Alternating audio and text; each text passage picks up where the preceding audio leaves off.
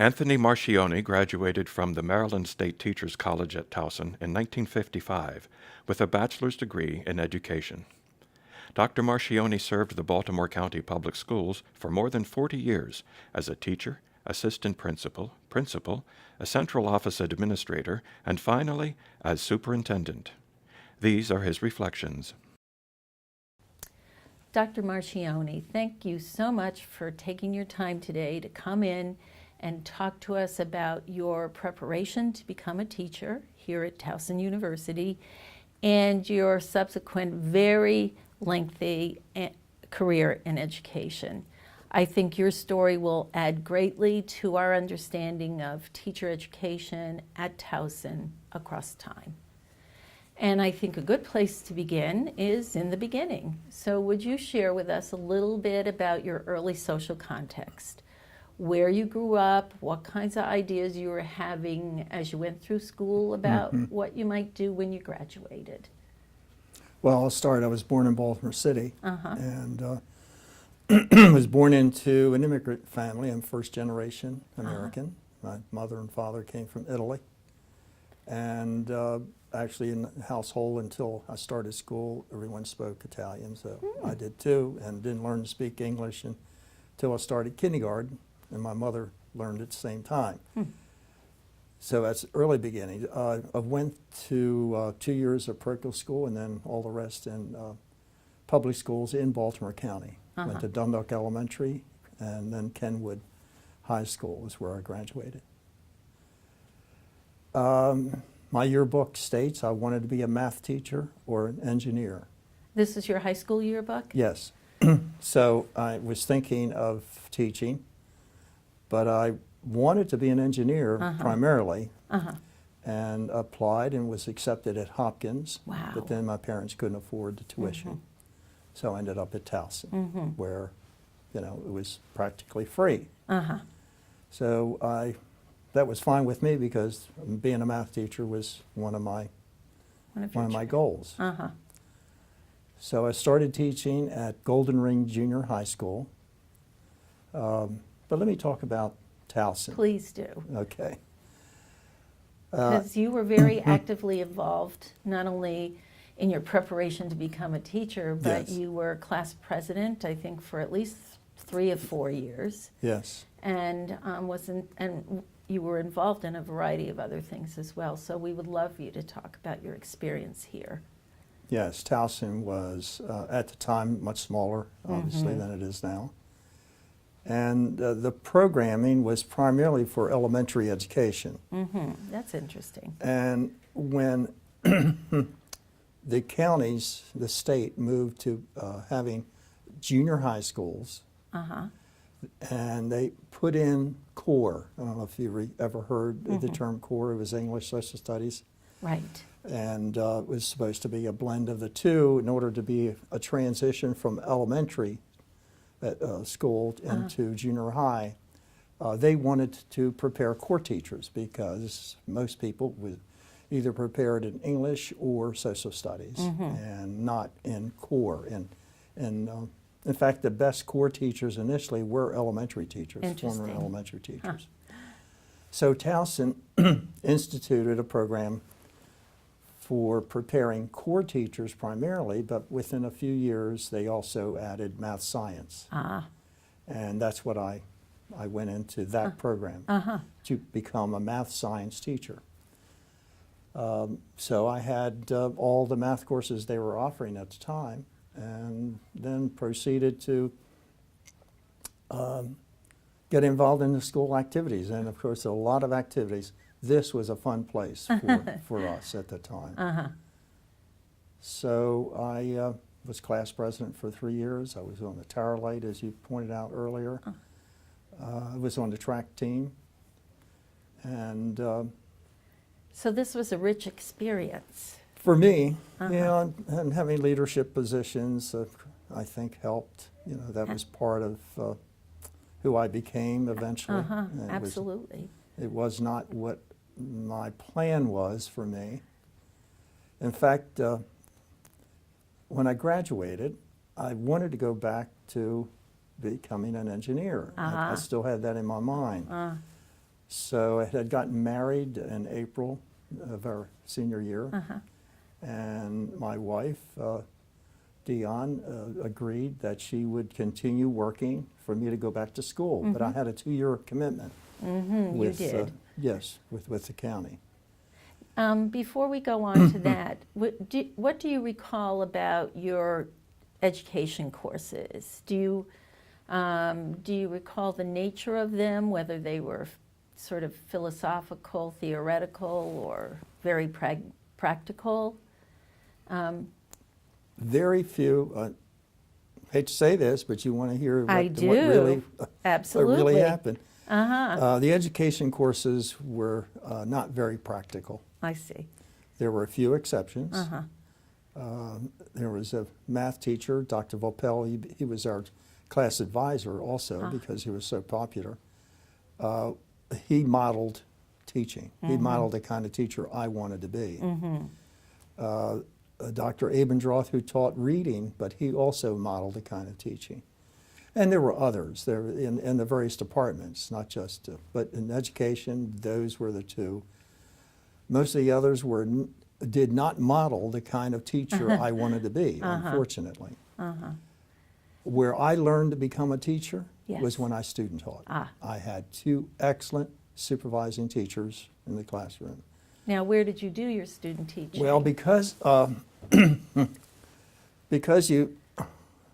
the junior high program here was to prepare core teachers. Right. All of us had to have a student teaching experience in core, I see. even though I was a math science major. So I did my core student teaching at Towson Junior High.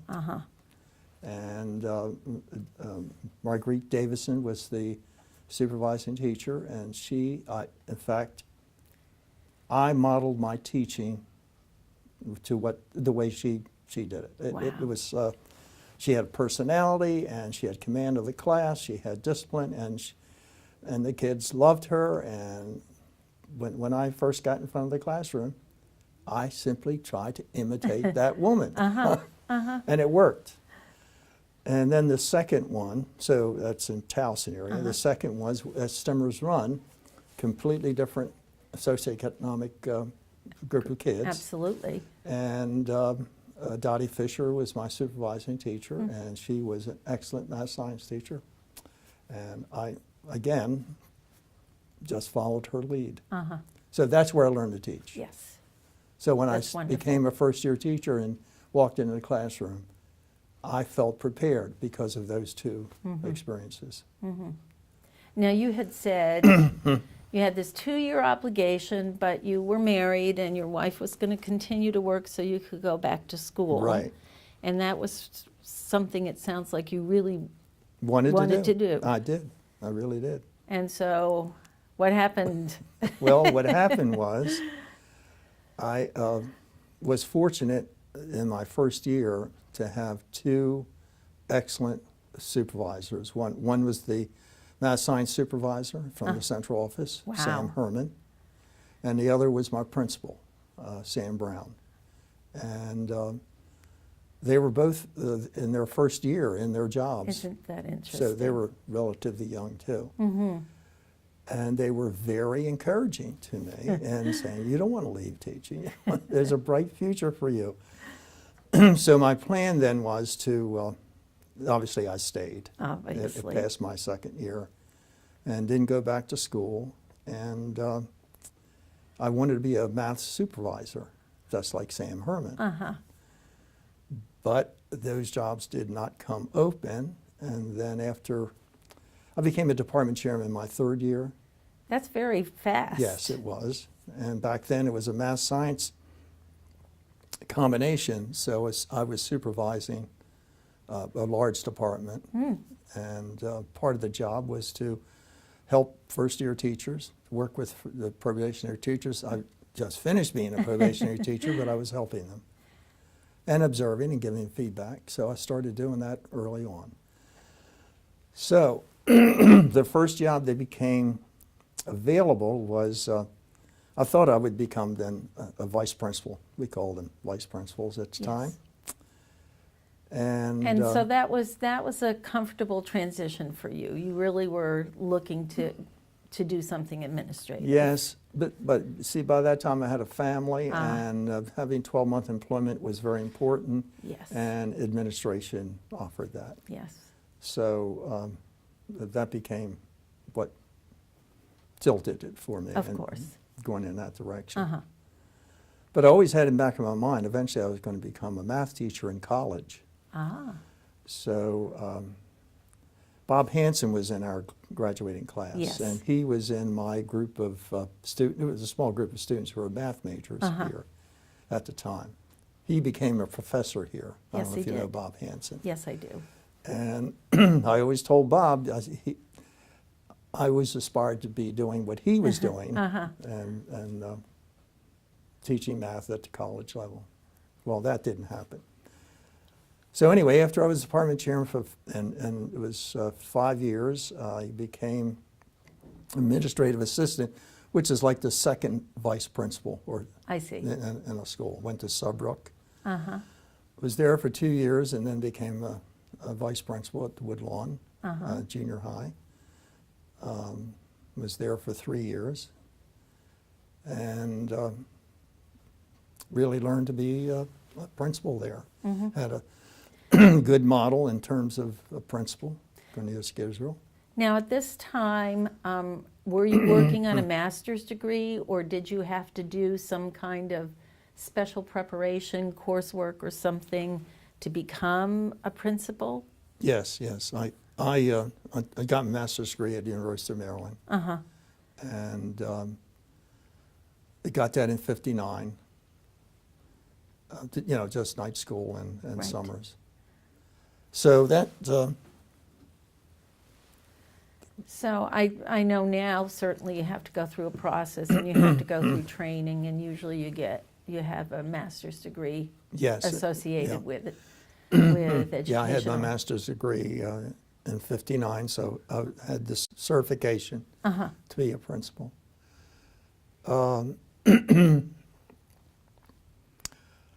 After being an assistant principal, a vice principal for 3 years, then I got my first principalship. I see.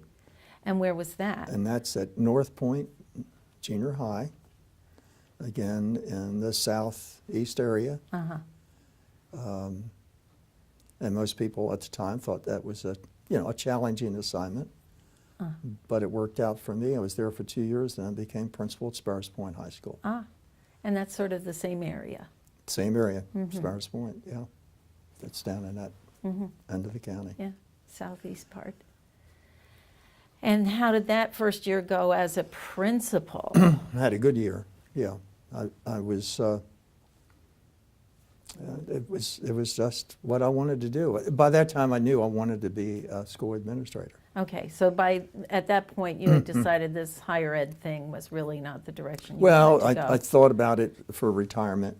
I see. I thought, now I'll finish this part of my life.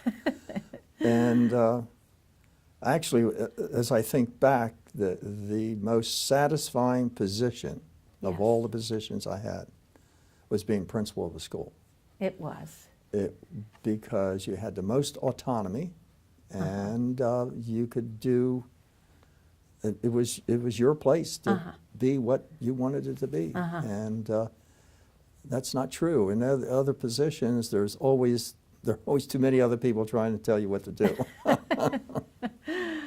Well, were you in a position as a principal to hire teachers? Yes, I was, and train teachers, and give feedback about their instruction. Yes. One of the things I'm curious about is what you were looking for. One of the things that we're always debating and discussing is the qualifications we're looking for in a good teacher. And as a principal, what kinds of things were you looking for? First thing, for anyone, the very first thing, you have to find out about the person and determine, do they like the kids they're working with? It's unfortunate. There were, at the time, I hope it's not still true, too many teachers who did not like the kids. And that's sad. It's sad for everybody concerned. And when I discovered that, I worked very hard to get them to see that and resign rather than my going through the process of firing them. The other would be how well they engaged the students in the learning process, and didn't like to see a teacher just stand up in front of the classroom and just lecture all the time. So there were two of the primary areas of observation that I had. And how long were you at Sparrows Point? 3 years. So I was a principal for 5 years altogether. And then I decided to get my doctorate. Yes. And I went to University of Maryland, took a year of sabbatical. And when I came back, I was supposed to go back to the same assignment, but Baltimore County did not have enough principalships. Really? There were 3 of us on sabbatical at the same, 3 high school principals. Okay. And they got the schools because they had more seniority than I did. But then I ended up getting a job in central office as a director of staff and community relations, where one of my primary jobs was to develop training for leadership training Oh, how for nice. principals. Uh-huh. And at the time, we were also focusing on the transition the school system was going through with the population. Back in '68, it was population of African American population of about 3.4%, but it rapidly grew and was growing. Yes. And we needed to have our administrators be sensitive to that kind of change. Sure. And I was put in charge of that, mostly because of the program I took at University of Maryland. And what was that? It was a doctorate in educational administration with emphasis on human relations. With Dr. Jen Snoll, Dr. Clarence Snoll, who was really focused on that.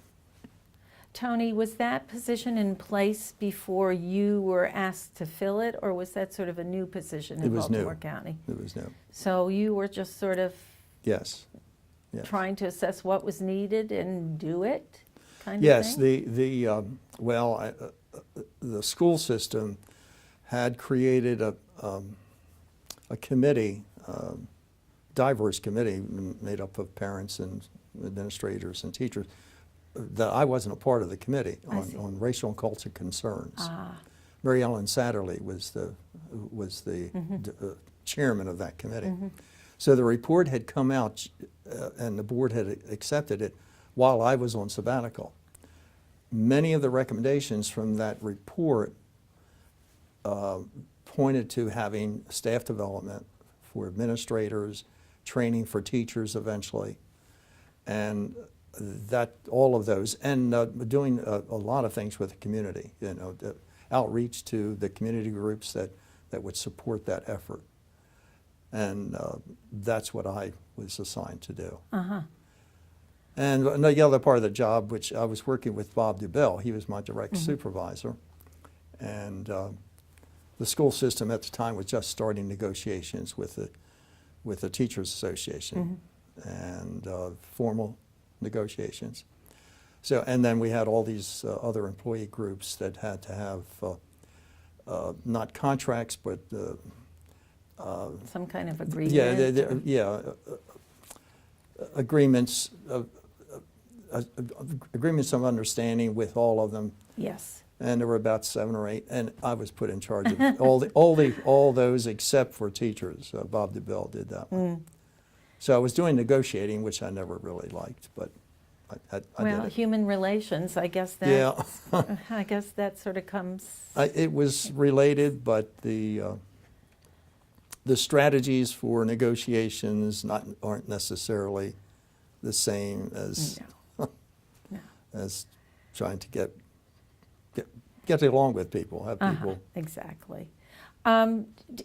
Were these negotiations something that were going on prior, I mean, did you have an active teachers association Yes, and yes. employees association? Yeah, there were meet and confer before they became formalized negotiations. I see. And it was always reduced to an agreement.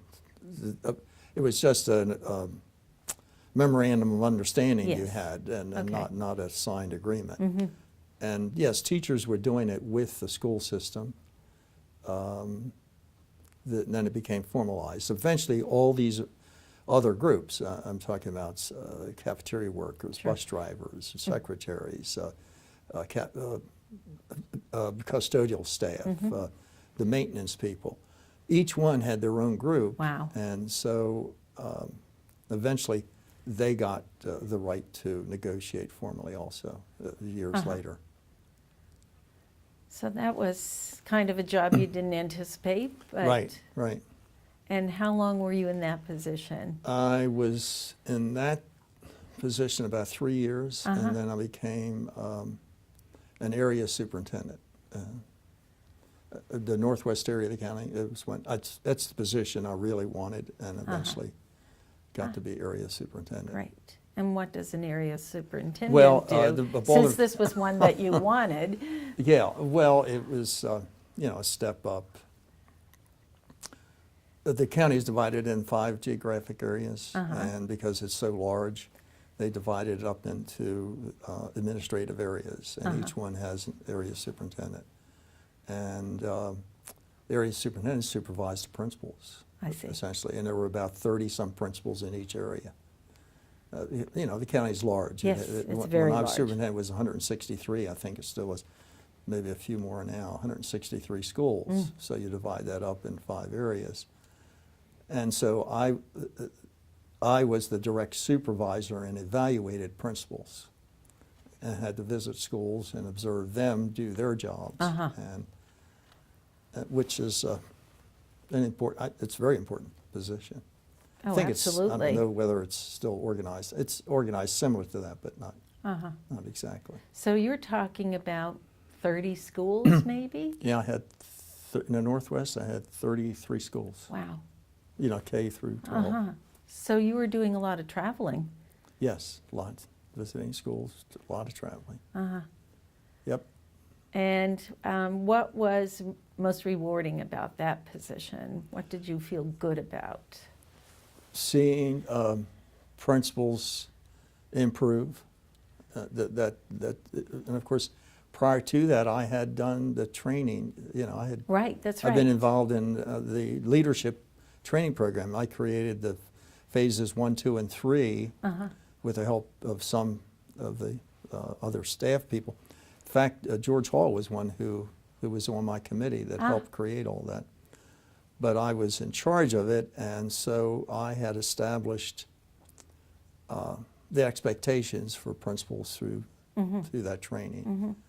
And so as area superintendent, I was observing Yes, sort of what the expectations were. on a model that you oversaw develop.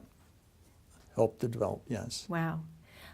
Phases 1, 2, and 3, could we go back to that a minute? Yes, yes. And tell us a little bit about that process. Yeah, this was all part of that. It was initiated because, remember that report on racial and cultural concerns? We did not have enough African Americans who even applied for this. And all of our administrators were white, except those who were in the school system did not change from the dual system. We had a black school system, and they call them Negro school system, and the white. And in 1968, we started to dismantle. Yes. Didn't finish it until in the 70s. Wow. So they were the only black administrators, those who were moved from Right. all black schools to then integrated schools. So the challenge was, how do you get more black teachers prepared to be administrators? And we created this program, 3-phase program, primarily to get to that, but then we were training everyone. Sure. So the first phase was to have them discover, anybody could apply and be included. They had to discover what their skills were. And we had 8 training sessions where we presented human relations skills, and we had in-out baskets. In fact, the state had an assessment center that included many of the kind of activities that we did. Isn't that interesting? And Well, it wasn't they my saw- idea originally. In fact, Montgomery County had been doing it. Mm. And then we simply went there and used that as a model to develop ours.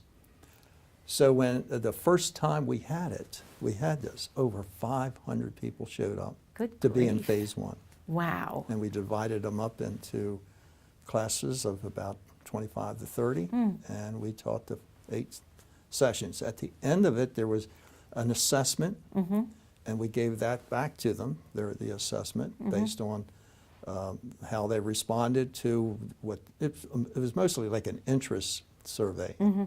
And did they still want to do that? This is what's involved in being administrator. Right. And so they self-selected Yes. to go in phase 2. Uh-huh.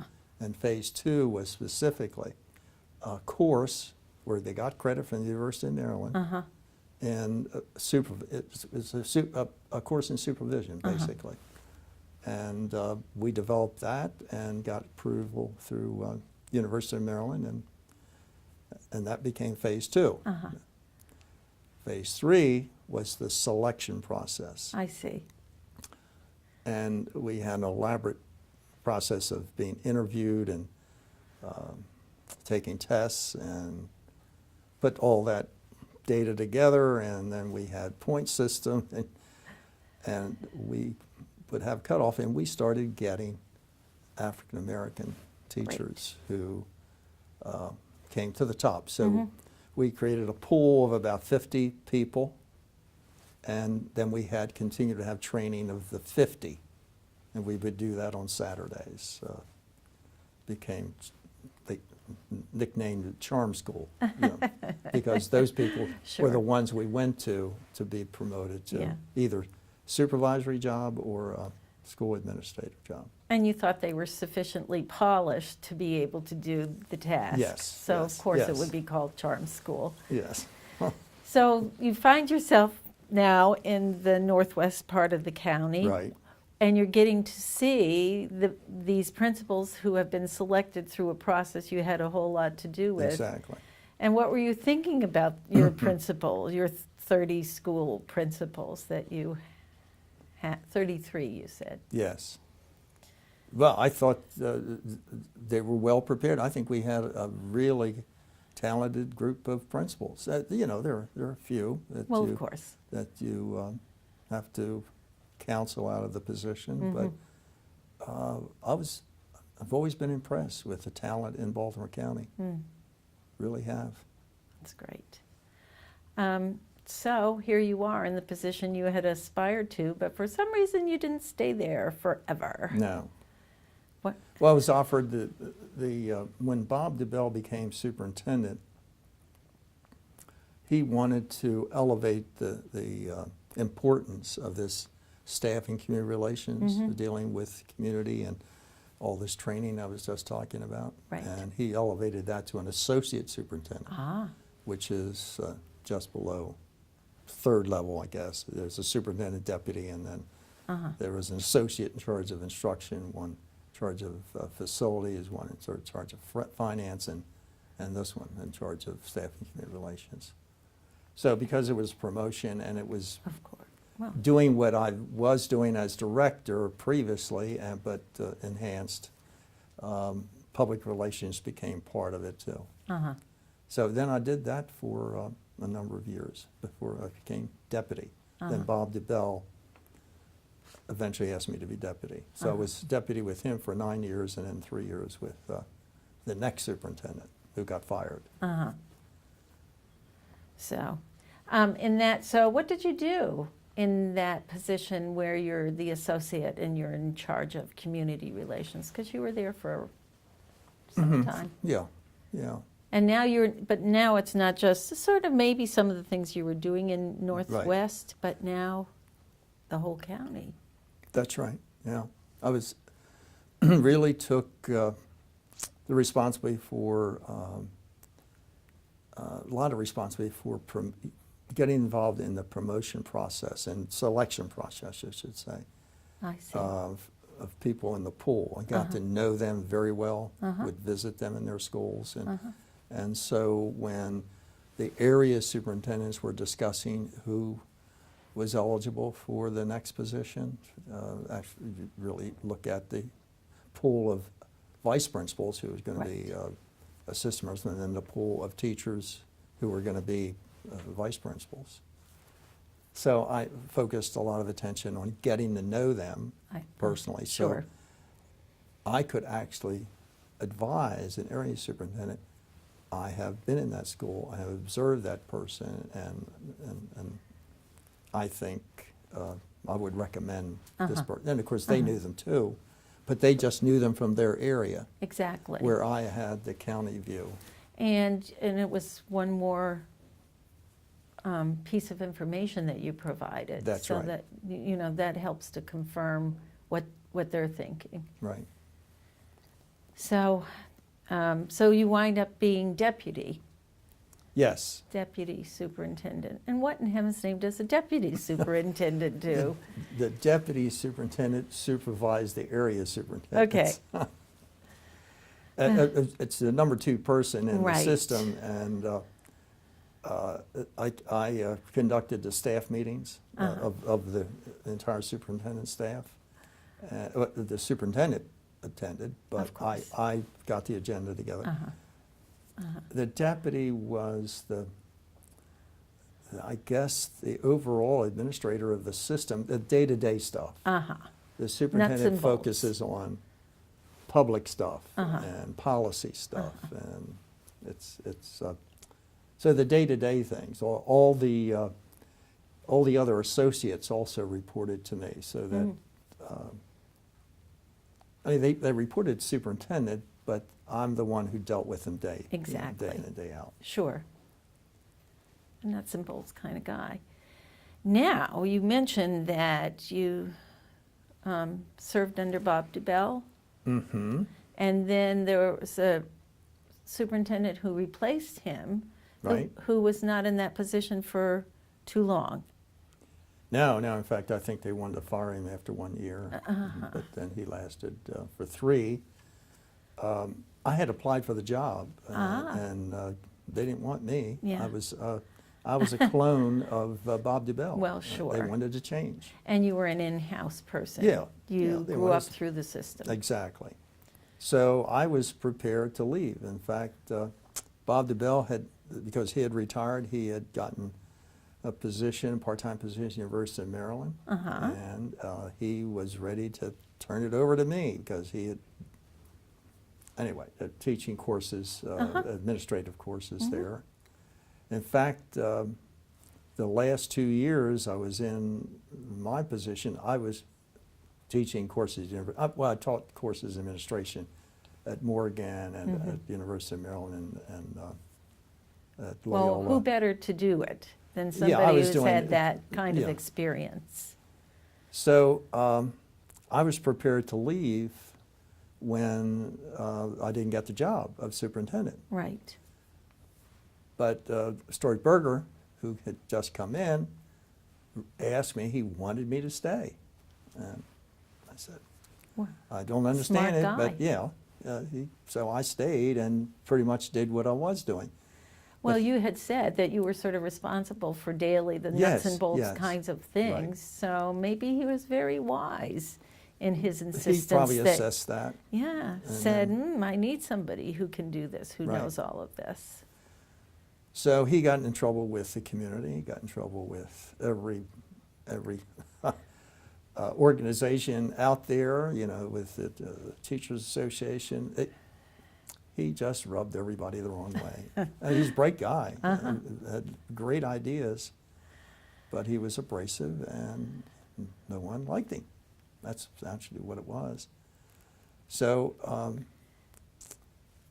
I continued, and then in his 3rd year, before the end of his 3rd year, they had already fired him, but I didn't know that. So that the summer before would have been his last year, I was on vacation, and the board president called me and said, "I need to talk to you." I had no idea what it was. He called me because as the deputy, they needed someone to take over because he was leaving, I think, that next day. And so that's how I became superintendent and filled out his term, that last year of his term, and then had Was another term. Reappointed. Yeah, I was reappointed to a full term. So that's how I got my 5 years in as superintendent. Interesting. And so you have said before that a superintendent really is the person who interacts with groups and the public. Yes. Could you elaborate on that a little bit? Yes, of course, the number one a group to work with is the board, and Baltimore County has one of the largest boards in the state. Interesting. It just evolved that way. Partly, they added members of the board because they wanted to get rid of Stuart Berger. Yeah, Well, the there you- politicians, the elected course. officials do that. And So is it's a that- large board. And is that an appointed board? Yeah, Or- then it's been appointed up until now. Now they're talking about having part of it elected. No, they were appointed by the governor, but the county executive recommends some people who get on it. So working with that group was very important. The other important group are the elected officials in the county. Interesting. The county council, county executive, and all the legislators. And they all, because money comes from, that's where all the money comes from. 75% of the money came from the county, and the other 25, about 23% from the state. They all feel they have a stake, which they do. They do. But they also feel they want to tell you what to do. So that's the challenge. Well, sure, because they've all been students. Yes, And, yes. Yeah. So as superintendent, you have had 12 bosses on the board. And I had dozens of these other people. I mean, most of them are really pretty nice people and reasonable. But once in a while, there's going to be someone who has an agenda. And who's very vocal about it. That's right, and they want you to do what they want done. So working through that is Yes. probably the biggest challenge. Sure, absolutely. How big is Baltimore County Public Schools? You had said 100 and, Well, the When you were there. 163, it's still around that, about 160 some schools, K through 12, Yeah. including special schools. And at the height, when I went into the central office, we had as many as 134,000. wow, And then the enrollment declined. When I retired, about 110,000. It's still a large school system. certainly is. So it's one of the largest. I think it's for a long time it was the 17th or 19th largest in the country. I would think so, Yeah. yeah, because it's a county system and a lot of Right. states do it by smaller units, localities. Right. So, wow. What was most rewarding in that position? As superintendent, Yes. we with the help of the staff I had a very talented staff. Of course, I selected practically all of them, and we made a point of focusing on instruction. So I picked area superintendents who really understood instruction, who I required to go in and observe, principals observe, and give feedback to principals about their skills and observing and giving feedback to teachers. And I had a really good group. And then the other really practical goal we had is that to improve student achievement. It's very straightforward. And we set a goal for ourselves to have every second grader read on grade level at the end of the second grade. Right. And based on the testing we were using. And so once we started that focus, and by the time I left, it was about 98% of the kids. Wow. When we started, it was only about the upper 80s, you know, the reading and grade level. It was, and all of our achievement scores, and then of course all the other state tests, we improved. So I felt good about how the school system improved in achievement Yes. across the board, Uh-huh. especially getting kids to read at the end of grade 2. Very important, because we know once they get behind, That's right. that gap just grows. Well, what haven't we talked about? Well, what I did after I retired. Yes. Yeah. Well, I did think about going back to teaching. In fact, I was offered a position here with Mike Hickey. Uh-huh. And it started out I was going to teach some courses here with Mike. And that summer, after I retired, I said, well, Mike, I'm going to postpone it for a semester, for the summer. I'll start next semester. I postponed it twice, and I said, I really don't want to do that. Uh-huh. Isn't that interesting? Because Yeah, that had I sort of just- been, in yeah. your past, something you were thinking maybe you would like to do. That's right. And wouldn't that have been fabulous? Yeah. 2 county school superintendents. Yeah, and it was all set to Wow. go. He and I had meetings, and you know, and he's still doing it. I think. I know, Yeah, he he's still certainly here. is. So I didn't do much. I didn't do anything professional for those about 3 years. But then the county executive called me in and So much for retirement. Yes, invited me, asked me to be the county administrative officer. And most people don't know what that is. I have not a clue. Okay. Baltimore County, of course, you have a county executive. Yes. And that person is in charge of the county and running the county. Uh-huh. However, the county executive has, like I described the deputy superintendent, Uh-huh. has an administrative officer. It's in the law. It's the highest ranking non-elected official in county government. I see.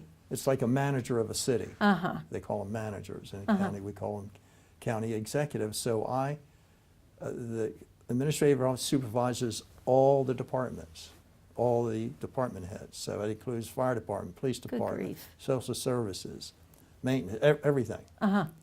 So I had 26 departments that I supervised. So I did that for 4 years, his first term, and after that decided, you know, I had spent 45 years in the system, I know.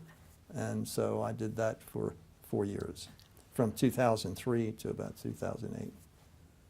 So then I really did retire. Yeah, we'll see. We'll see how long that lasts. Somebody will invite you to do something else, I'm well, sure. they have, but I have resisted. Uh-huh. Well, good for you. I mean, this is your retirement, so we want you to do what you're happy doing. But I think this is really testimony to the fact that people understand your gift in terms of human relations and getting people together and managing to somehow produce a positive outcome. And those people are hard to find, so you may get another phone call here and there about that, I'm sure. Is there anything that we've forgotten that you want to share? But just one thing about Towson, and that is Towson is a big part of my life, but also my family. My mother worked here my mother was a seamstress. She learned to be a seamstress in Italy and worked as a seamstress at alteration apartments of Storts, remember, for many, many years. She was in charge of it. And then she, at the end of her career, she got a job here in the drama department, make costumes. Really? So she worked with Georgia Baker Sure. and with Dr. Gillespie. And among her students was Marvine? Maureen, who knows her well. Wow. So that's my That's mother's special. connection to it. But then 3 of my children my 3 children, they took courses here. My son just went 1 semester and then went to the University of Maryland. One daughter took 2 years in nursing, then transferred to the University of Maryland. And then my other daughter became a teacher, phys ed teacher, and still teaching and still working in Baltimore County. Then I have 4 grandchildren who have gone through. So, Really? Yeah. So I'm still connected. You certainly are very well attached to Yes. this institution. That's special. We always ask one last question, Okay. and you've had experience in doing this by virtue of your hiring teachers or choosing teachers as a principal. What would you say to someone, well, you must have said something to your granddaughter, to someone who's interested possibly in becoming a teacher, choosing teaching as their career? Well, I go back to what I said earlier, and the first question is, do you really like to work with kids? Do you want to be with young people or children? And that's got to be number one in my mind, that their interest in being around young people and wanting to work with them. Having an interest in a subject matter is important. Yes. And they have to have the skills for that. But I think primarily they've got to want to work with the person who are there in front of them each day. Anything else? Yeah. If I were interviewing a teacher, Yes. what kinds of things I would ask? Well, I'm saying, if I'm thinking, say I'm a relative and I'm thinking about becoming a teacher Right. now in 2014, what kind of advice would you give me? And certainly you said, first question you'd ask me is, do you want to work with kids? Right. Do you enjoy their company? Right. And I would see that as very important, but do you think that would you recommend this as a field to go into, or? Well, going back to what I started to say, a love of learning is very important. Do they love to? Do they like learning? Do they like reading? Do they like wanting to know new things? And are they curious about the world? I think a teacher who has that, if they have a curiosity about learning, I think students pick that up. So if they're not curious about the world around them and about learning new things, then it's probably not in the cards for them to want to be a teacher. I think I learned as much or more when I was teaching. Every time I taught, whatever I taught, I learned more about it than... Oh, absolutely. I mean, I learned about math when I had to teach it. I really learned about math when I had to teach it. So I think a love of learning, you got to love the kids. Yeah. And be willing to do a lot of hard work, because teaching is hard work. Long hours and hard work. Gratifying, nonetheless. Very gratifying. To know that you have communicated, have gotten the student to learn what it is you wanted them to learn, there's nothing feels better. Really feels good. That's why we do it, right? Right, absolutely. Thank you so much for coming. My pleasure. And having a conversation with us. This has been great fun. Thank you.